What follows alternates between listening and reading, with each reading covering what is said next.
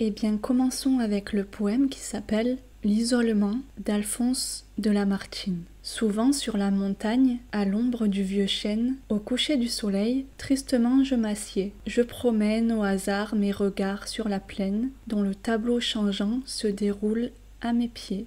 Ici gronde le fleuve aux vagues écumantes. Il serpente et s'enfonce en un lointain obscur. Là, le lac immobile étend ses eaux dormantes, où l'étoile du soir se lève dans l'azur. Au sommet de ces monts couronnés de bois sombres, le crépuscule encore jette un dernier rayon, et le char vaporeux de la reine des ombres monte et blanchit déjà les bords de l'horizon.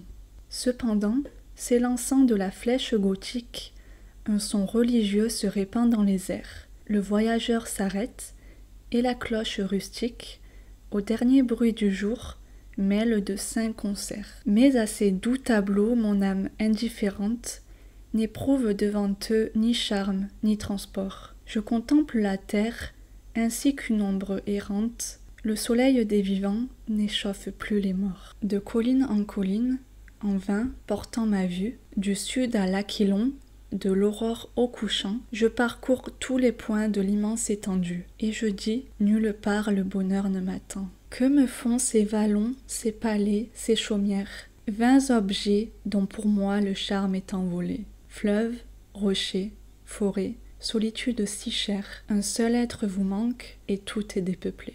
Que le tour du soleil où commence ou s'achève, d'un œil indifférent, je le suis dans son cours. En un ciel sombre ou pur, qu'il se couche ou se lève, qu'importe le soleil, je n'attends rien des jours. Quand je pourrai le suivre en sa vaste carrière, mes yeux verraient partout le vide et les déserts. Je ne désire rien de tout ce qui l'éclaire. Je ne demande rien à l'immense univers.